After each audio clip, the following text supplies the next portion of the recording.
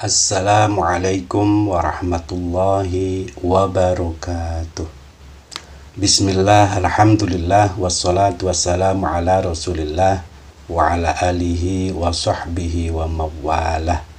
Amma ba'd. Sahabat Sinar Mentari yang dirahmati Allah subhanahu wa ta'ala, semoga Allah melimpahkan rahmat, hidayah, dan anugerahnya kepada kalian semua, sehingga dalam mengarungi kehidupan ini dimudahkan segala urusannya, diluaskan rizkinya, dan dijaga dari segala mara bahaya. Amin ya rabbal alamin. Sahabat Sinar Mentari yang dirahmati Allah subhanahu wa ta'ala, sudah kita maklumi bersama bahwasannya ketika kita mau memulai melakukan aktivitas apapun, kita disunnahkan, dianjurkan membaca Bismillahirrahmanirrahim. Apa keutamaan lafaz atau kalimah Bismillahirrahmanirrahim yang dianjurkan untuk kita baca selalu ketika mau melakukan setiap aktivitas, ketika setiap mau melakukan apa saja? Sahabat Sinar Mentari yang dirahmati Allah subhanahu wa ta'ala, Bismillahirrahmanirrahim, yang artinya dengan nama Allah yang maha pengasih lagi maha penyayang. Mengenai keutamaan basmalah atau bismillah, banyak disebutkan di dalam hadis. Salah satu hadis yang menyebutkan atau yang menerangkan tentang keutamaan Bismillahirrahmanirrahim yaitu kullu amrin dhibalin la yubda'u fihi Bismillahirrahmanirrahim fahuwa aqta'u, yang artinya tiap amal perbuatan yang dianggap baik tetapi tidak dibacakan Bismillahirrahmanirrahim ketika akan memulainya, maka perbuatan itu menjadi putung alias terputus dari rahmat Allah. Hadis riwayat Ibnu Hibban. Sahabat, dalam suatu riwayat yang bersumber dari Jabir bin Abdullah radhiyallahu anhu menjelaskan bahwasanya tatkala Bismillahirrahmanirrahim turun, Allah subhanahu wa ta'ala telah bersumpah dengan kemuliaan dan kebesarannya bahwa tidaklah ia dibaca atas sesuatu melainkan dia akan memberkahinya. Dalam riwayat yang lain yang bersumber dari Ibnu Mas'ud radhiyallahu anhu menjelaskan bahwa barang siapa yang ingin diselamatkan dari malaikat Zabaniyah yang berjumlah 19, maka hendaknya ia membaca Bismillahirrahmanirrahim. Niscaya Allah akan menjadikan setiap huruf baginya sebagai perisai dari salah satu di antara malaikat Zabaniyah itu. Sahabat Sinar Mentari yang dirahmati Allah subhanahu wa ta'ala, huruf pada Bismillahirrahmanirrahim berjumlah 19, menyamai jumlah dari malaikat Zabaniyah, yaitu 19. Kemudian siapa itu malaikat Zabaniyah? Malaikat Zabaniyah atau disebut dengan malaikatun nar, malaikat neraka, malaikat yang berada di dalam neraka, yang tugasnya adalah mengurusi ahli neraka, menyiksa ahli neraka. Malaikat Zabaniyah diriwayatkan bahwa penglihatannya atau penglihatan para malaikat itu itu bagaikan kilat yang menyambar.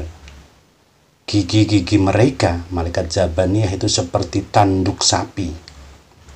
Giginya seperti tanduk sapi, besar dan panjang. Sedangkan bibir-bibir mereka, lidahnya menjulur sampai ke telapak kaki. Kobaran api keluar dari mulut-mulut mereka. Dan jarak antara kedua bahunya adalah sekitar perjalanan 1 tahun. Jarak antara bahu kanan dan bahu kirinya itu jarak perjalanan 1 tahun. Besar, luar biasa. Subhanallah. Sahabat, dikatakan pula bahwa Allah tidak menjadikan dalam hati mereka, malaikat Zabaniyah, tidak menjadikan rasa belas kasihan dan lemah lembut sebesar semut kecil pun. Tidak mempunyai rasa belas kasihan sama sekali mereka. Diriwayatkan pula salah satu dari mereka ada yang menyelam dalam lautan api neraka selama 70 tahun.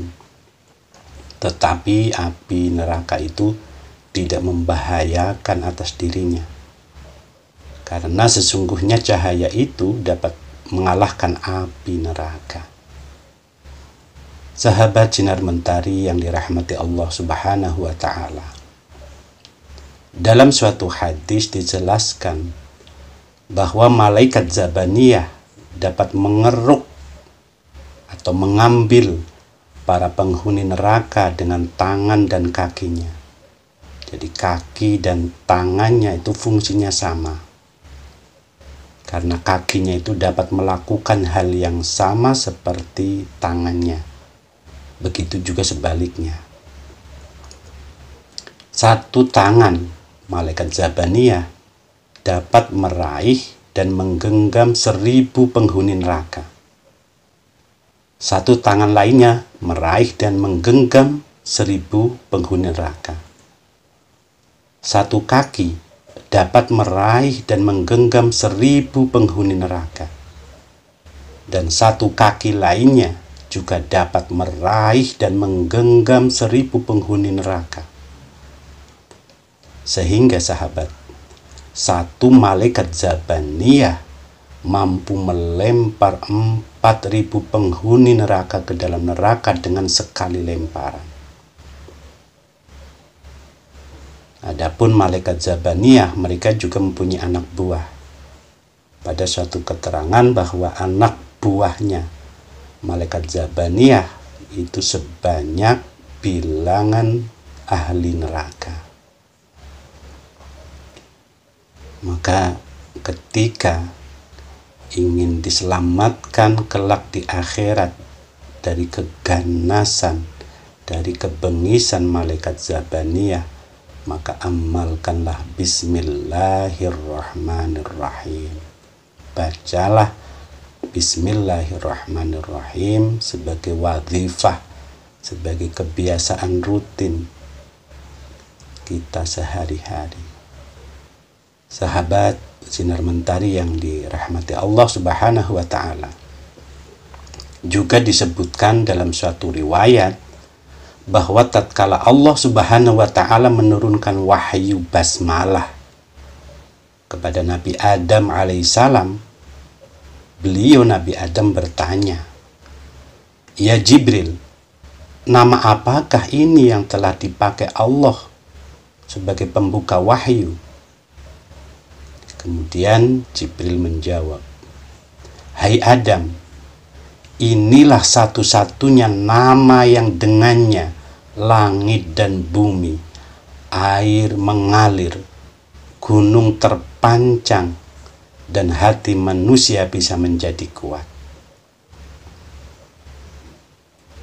Dalam suatu riwayat bahwasanya ada setan gemuk berjumpa dengan setan kurus. Lalu setan gemuk itu bertanya kepada setan kurus, apa yang menjadikanmu kurus begini? Setan kurus menjawab, betapa aku tidak kurus, karena aku telah ditugaskan menggoda orang yang bila ia masuk ke rumahnya, ia mengucapkan basmalah. Pokoknya dari segala perilakunya ia selalu mengucapkan basmalah. Maka inilah akibatnya aku menjadi kurus. Kemudian setan gemuk berkata, kalau aku ditugaskan menggoda orang yang tidak kenal apa itu basmalah, karena itu aku bisa leluasa menemaninya dan makan dan minumnya, berpakaian, dan dalam menggauli istrinya, sehingga aku turut menungganginya seperti menunggangi binatang. Subhanallah, sahabat.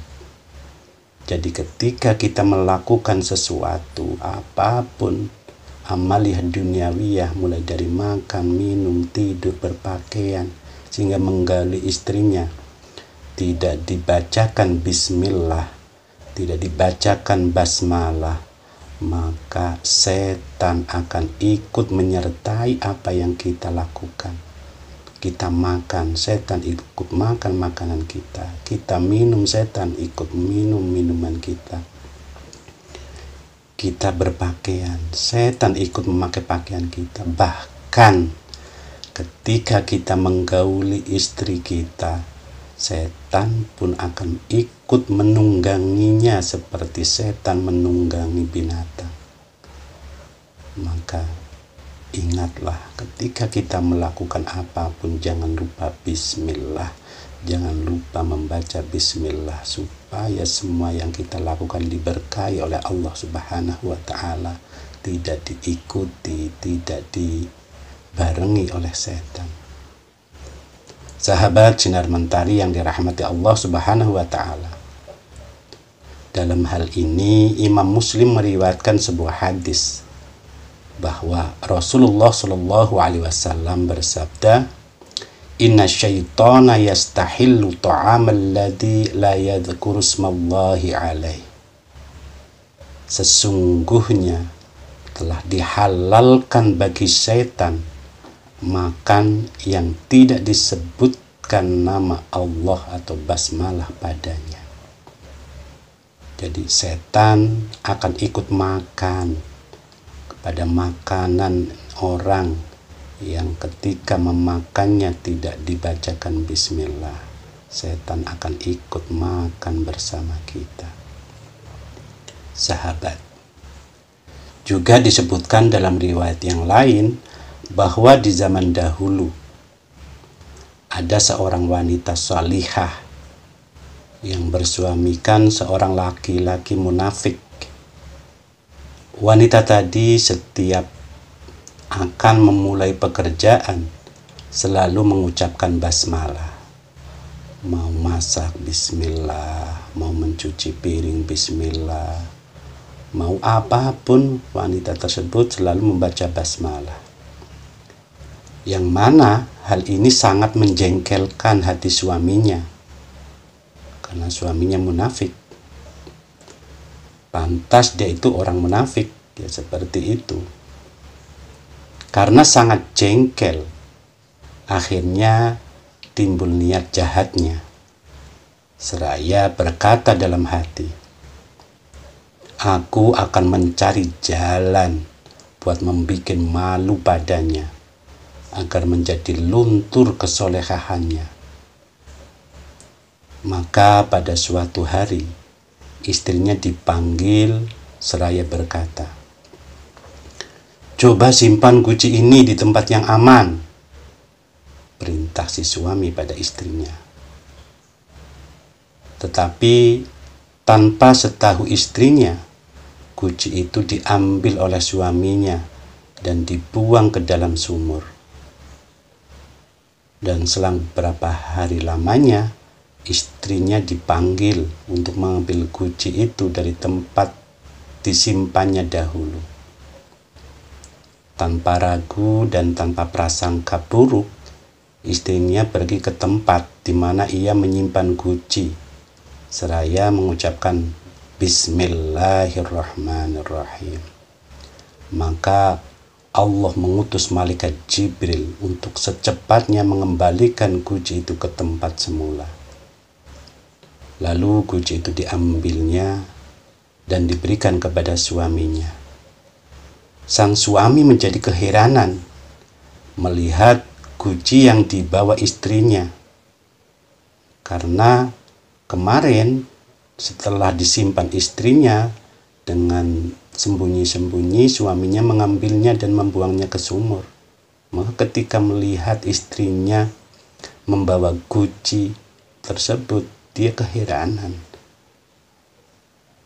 Maka akhirnya ia sadar dan bertaubat untuk menyesali perbuatannya selama ini.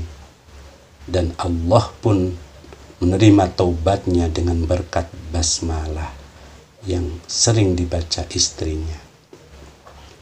Kisah tadi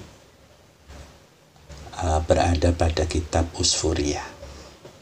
Sahabat Sinar Mentari yang dirahmati Allah Subhanahu wa Ta'ala, maka jangan kita lupakan setiap kita mau melakukan aktivitas, bacalah Bismillahirrahmanirrahim agar semua yang kita lakukan akan diberkahi oleh Allah, akan mendapat kebaikan dan tidak diikuti setan dan tidak disertai setan.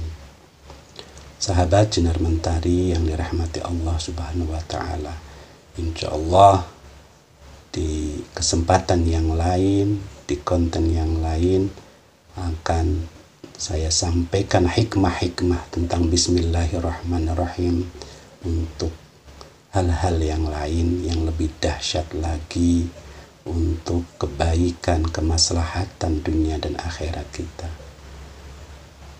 Wallahu a'lam bishawab.